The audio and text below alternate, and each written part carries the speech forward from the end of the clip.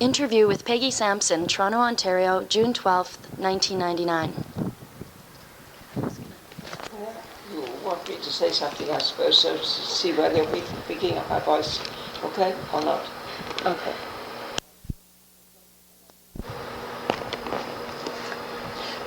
Go ahead. Well, I'm anxious to know some questions about the foundation. I mean, what shape does it take? I gather that it takes the form, the physical form of number 54 Harrow Street. Yes, it does. So that house has been kept as is. As is, yeah. And what is there? Is it a sort of archive of everything? Yeah, the foundation exists. Ferdinand set it up in 1982, in the early 80s, to promote and preserve the music of Sonia and the art of Walter Gramatté. Yes. And so I'm the music advisor at the foundation currently, and I've been there for the last 2 years. And so what I do is, projects like this, which would be sort of in the preserving side of preserving her legacy and talking to people who knew her, and there's various other kinds of things. Quite a few people come to the foundation or contact the foundation wanting research materials or wanting access to the music and that kind of thing. So facilitating those kinds of things. And then because this 1999 is an anniversary year, a lot of what I've done in the last year and a half has been promoting her music and contacting different musicians or concert presenters in Winnipeg or even outside of Winnipeg, more on a national level, and getting people interested in possibly performing her music. And then if money is an issue, perhaps the foundation will donate some money or sponsor the concert so that her music can get performed. That kind of thing. Did the money come from the Eckharts? The money for the foundation actually came when Dr. Eckhart sold. He had several Chile paintings that I believe he had inherited from his father. Oh yes. And he had a Klimt original and some very valuable pieces of art that he'd always had. Yes. And in fact, I think I've read or heard people say that I think that he used to have them up in his office at the art gallery. Yes. And even just up at the house in some of the rooms. Yes. And then he sold them, and got very very good prices for them. And so with that money is what he based the foundation. That's fine thing to do. I had another question. Oh yes. Well, I was going to tell you. Quite recently, and I don't think they've been catalogued or anything like that yet, I gave a whole wallop of music which I had, mostly chamber music, to the University of Toronto Library, and they're very pleased to have it. But I think you might be even more pleased to have it. I mean to say, not all of it, of course, but I think that the manuscripts of the cello of the duo concertante was among it. I don't know, was there anything else of Sonia's? There may have been that piece that she wrote for gamba and harpsichord, which wasn't really a success because she didn't really know enough about the harpsichord or the gamba, but people played it. It was a good piece, and it's been played quite a bit, I think, with cello and piano. I think perhaps the manuscript of that was there, but certainly the duo concertante is there. The original? Yes. And if you'd like to have it, I can get very easily in touch with the librarian, and I expect I could just simply fetch it away. I mean, there's nothing formal about that. She arrived one day and she just took away bags and bags and bags of music and took them to the library. I mean, right. And how recent was that? Well, it was fairly recent. That's to say, took a violinist, Howard Leighton Brown, who was at that time in Regina, over to Sonia to meet her and to see the violin concerto. And we really misbehaved ourselves quite considerably because somehow or other in the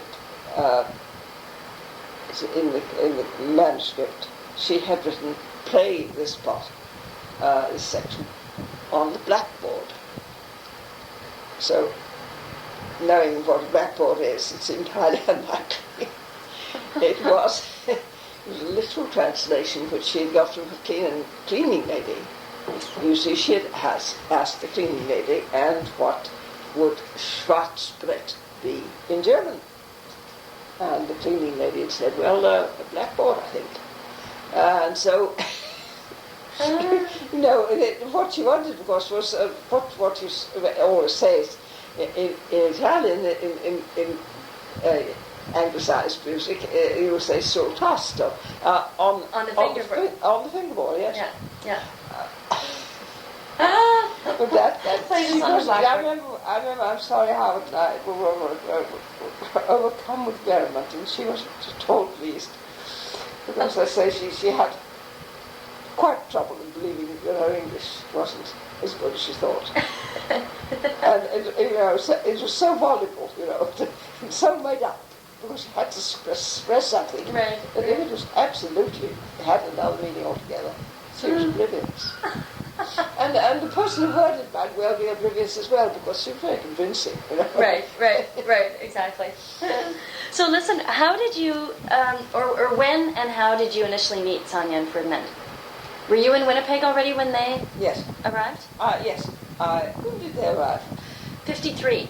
53, yes. I was sort of pretty new in Winnipeg. I think I arrived in 51. Okay. And they didn't arrive together. They were very much wished on Winnipeg by a British man who was Professor of International Relations at the university, and fantastically devoted to music. And he made their acquaintance to music and art.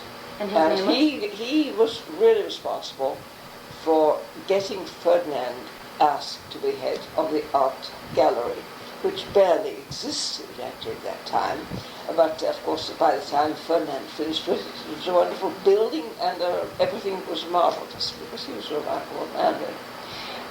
And I get the impression from this professor, who was called Dyck, Richard, I suppose I should say, Hiscox, that he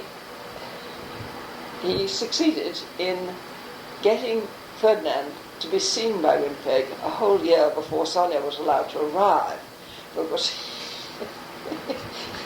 he knew that the lid would burst off the bottle if she came to at the same time. And Ferdinand, who was a terribly nice guy, well, of course you knew him, he was, very much younger then, he was a terribly nice guy, and he always gave first place to Sonia, as if he wasn't anything so much himself, but she knew he was something. It was quite a satisfactory arrangement, but it wasn't the best possible arrangement when he was to be sort of seen and revered, let's say, as the head of the art gallery. Mm-hmm. So he was there for the best part of the season before Sonia came.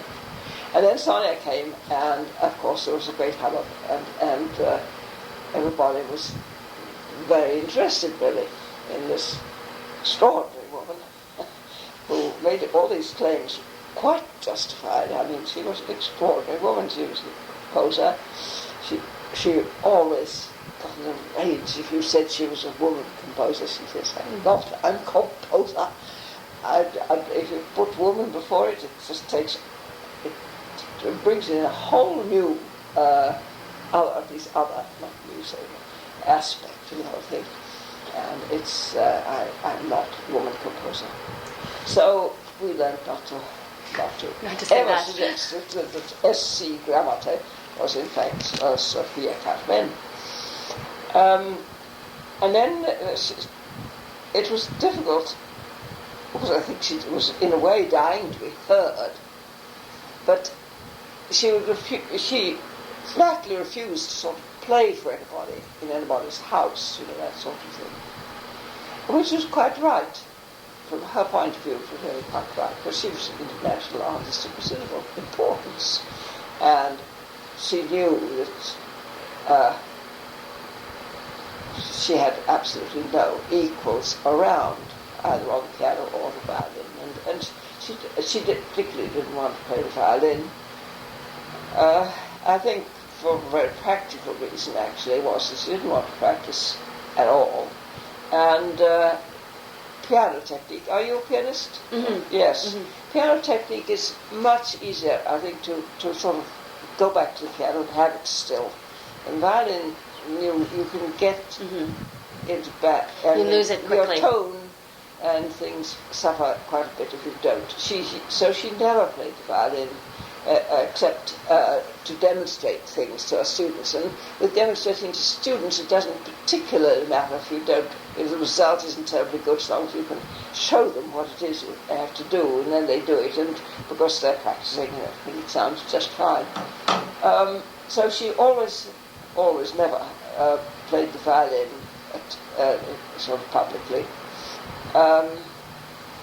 And she only, piano playing really was reduced a number of times that the CBC wanted to have her play. She didn't mind doing that. And I suppose they paid her adequately. So there was always a slightly difficult relation between her, Sonia and the sort of, I suppose I should call it the social elite of Winnipeg, because she rated herself above them, but she did want their friendship, and they wanted their friendship because she's immensely entertaining and a nice person to have around. I mean, they wanted Sonia to be there, but they would like to hear her play. Right. And there was quite a fair amount of tension on that subject. I'm sure Right. Ferdinand was well aware of it. So, they were very hospitable, and she did, of course, have a number of pupils who she was terribly interested in, and taught magnificently. Again, she rather overdid the question of her own status. It's very difficult. I've been a teacher, too. I mean, a teacher of pupils who wanted to be professionals. So not that often. I didn't do that much teaching, nor was I ever, in fact, inclined to encourage anybody to become a professional, because one knows what it's really like. But anyway, Sonia, you perhaps know the story of Dyck Irons. Well, expand. I mean, I certainly know of her. Yeah, and then.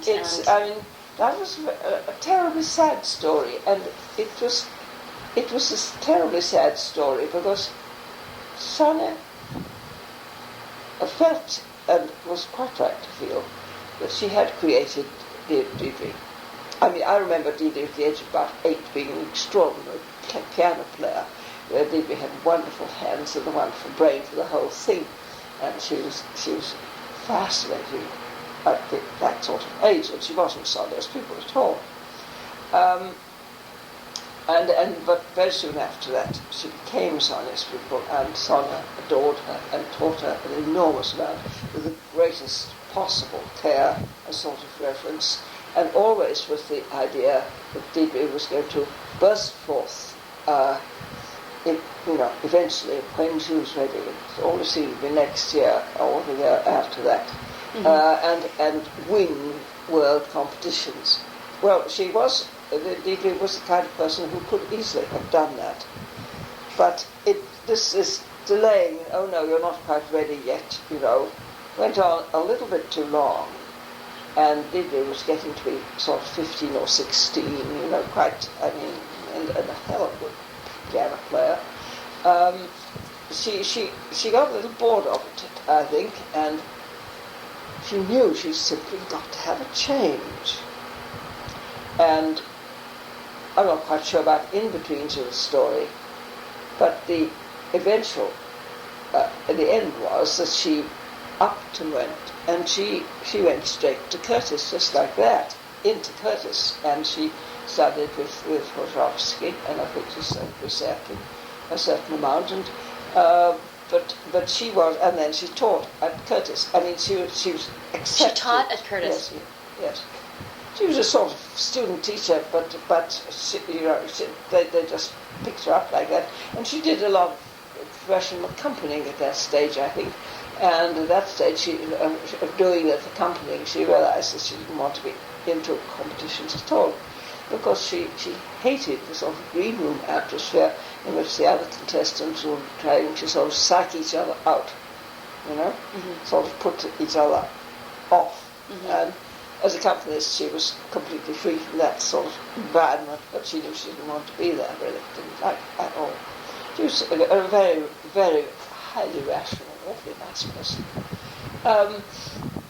But Sonia was terribly mortified by that. She never crossed the, Deidre never crossed the threshold again. I never want to see her, she's abandoned me. She doesn't know what's good for her. She doesn't do that. It was a dreadful story, but because in fact all that had happened was something totally natural. It was totally necessary to enlarge the horizon beyond 54 Harrow. But Sonia couldn't accept that. You can't. Once peer pressures and all that sort of thing you get by being in a big school, is a very necessary thing.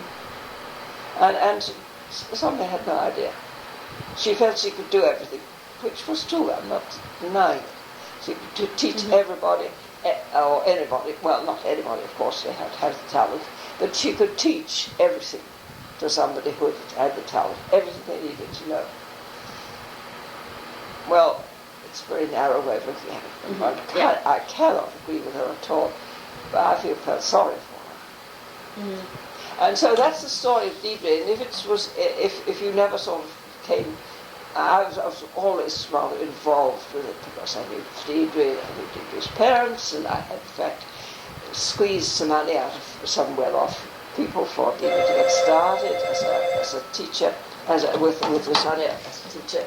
And I've been so rich, Deidre. I've given you the right version of the story. If you had got the story from Lorne Watson, he'd probably be far more politically correct about it.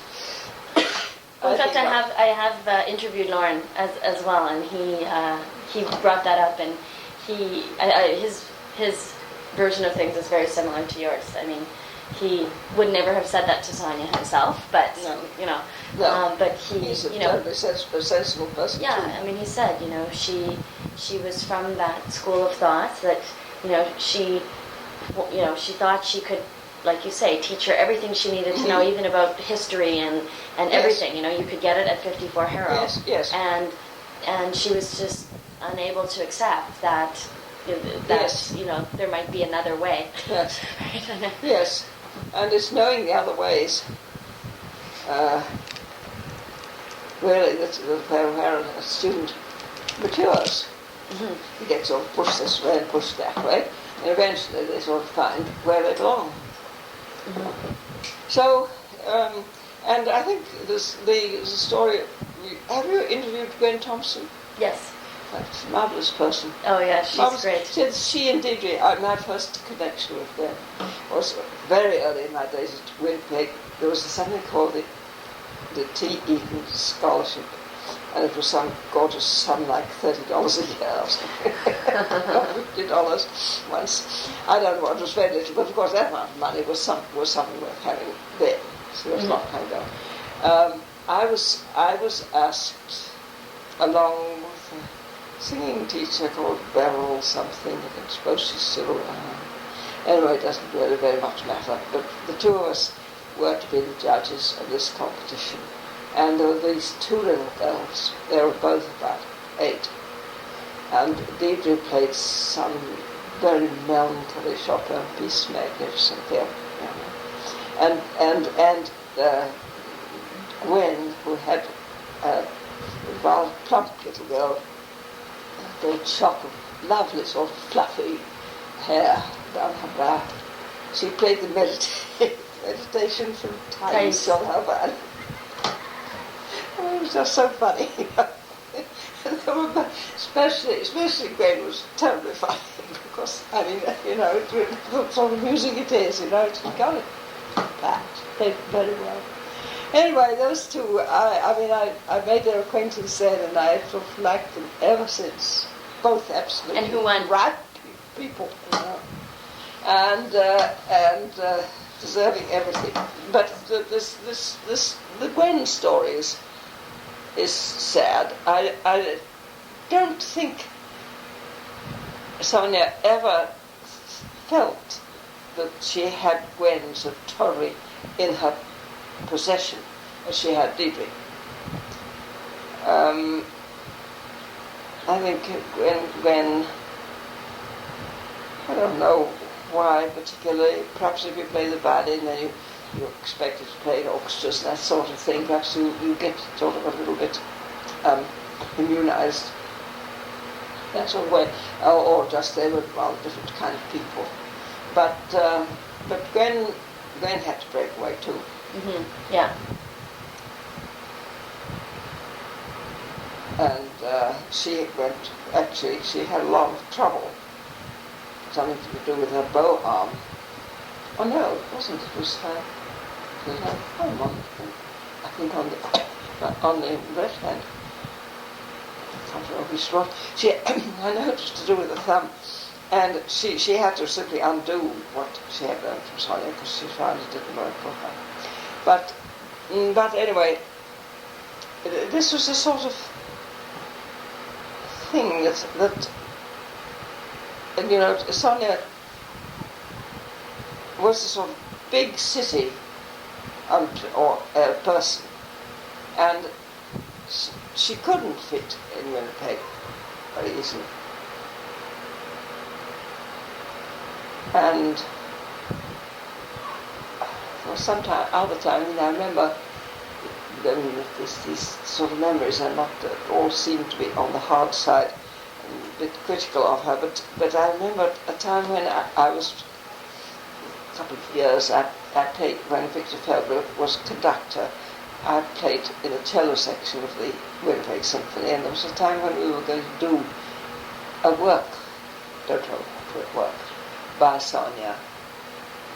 And although she claimed that several performances had, occurred in Vienna with this set of parts we had, they actually turned out to be so full of mistakes that we only practiced it perhaps for an hour, and Victor just said, "No, you have to hand these parts in. We can't really work off them, so don't forget it." I mean, we never heard. I don't know what happened next, but she was very careless in some ways, very careless, and illegible wasn't the word for it.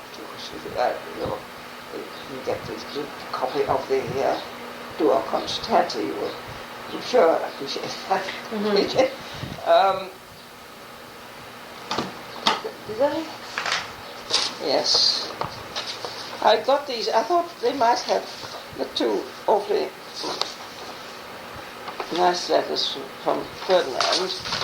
I just thought we'd have a sort of archive.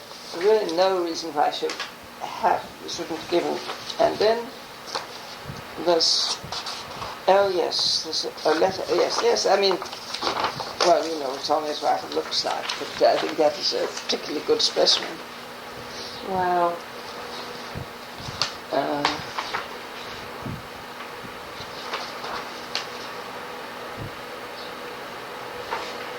It's not sure, but that is, I can't see that my specs.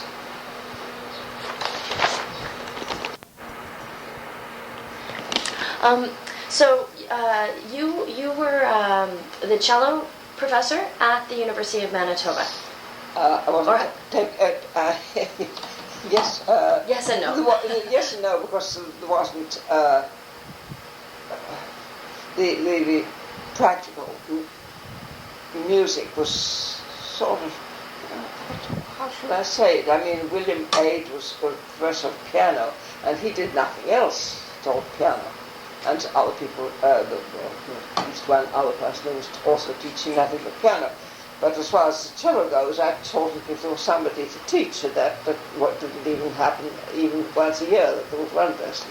It didn't happen very much. Most of our pupils were actually not students at the university, but were younger and just came for lessons.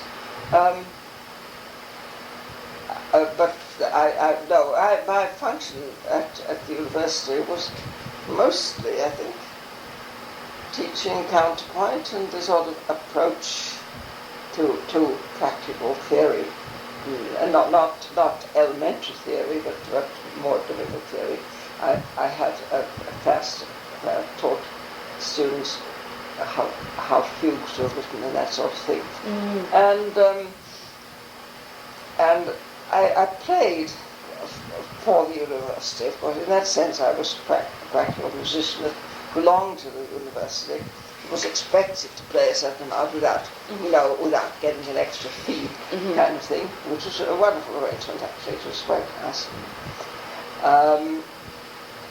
And then we got into early music, and I gave up actually, I sort of gradually, and then completely gave up the cello in order to play the viola da gamba. And now for many years I was playing nothing but viola da gamba, and I was quite an authority on it really in this country. And then that sort of faded out when I retired from York University, and afterwards any playing I did was just done for fun, and was mainly just playing the cello again, which I took to rather kindly actually after so many years of gamba. And then really not playing at all, which is what I do now. Right. I was talking to Valerie about it. She was pumping me about it really, because I think she realised that sometime she's going to give up playing the violin. Right. But she can't think how now. Now, how old would she be? I don't know. I was trying to think that out. And I mean, I didn't ask her how long. She's retired, but she's not retired. No. That sort of thing. She has to be in her 70s, though, I think. She must be. And yet, I mean, here once again, like you'd never know. I never. She's just a I mean, she turned up. She sort of appeared in Winnipeg with various other Hungarians who were a great asset. She was always a great asset. And I never thought, whether she was 30 or 25. She was immensely energetic and keen about everything. But as you say, I think I never thought of her, and I never really bothered about people's age, or whether they're older than me or younger than me. But I mean, that, if you say she must be about 70, I think that's she must be. Mm-hmm. I don't think she was 17 years younger than me. That's when one is like 40, and I was about sort of 40-ish then. I mean, supposing I was 47, I don't think I was, but still, that meant she was 30. She might be no more than 30. I never thought about it. Yeah. But she must be something like 70 now. It's unreal. And she seems to have totally unchanged, really. Oh, yeah. Yes. Well, I mean, I've only just met her today, but she was, you'd never know, No. But, yeah. She said to me, this is the best time of her life now. She lives alone. Yeah. She had another husband. I didn't ask her whether her first husband died, but I expect that was what happened, because I mean, they were very sort of firm couple. And she had 2 children, very nice children, who were obviously doing fine. But now she married again, she said, but it only lasted about 7 or 8 years. She ditched him. She didn't say that, but I mean, that was right. What I got, the message I got. Now she lives alone, and she says she's never been happier. I can imagine that, because she's still so terribly interested in what she's doing, and her teaching, and her students, and her quartets and things. She just loves that, and she, without a husband, she can indulge herself completely. Mm-hmm. Yeah, no, that's... Which is very nice, I think. Yeah. I mean... Well, good for her. Yeah. So what brought you to Winnipeg? Me? Oh, I answered an advertisement. I just want to... Yes, Juliet, Sorry. Yes. I answered an advertisement. I was living in London, freelance cello player, and I saw this advertisement in the Times educational supplement, because I actually had a very small job writing music criticisms for the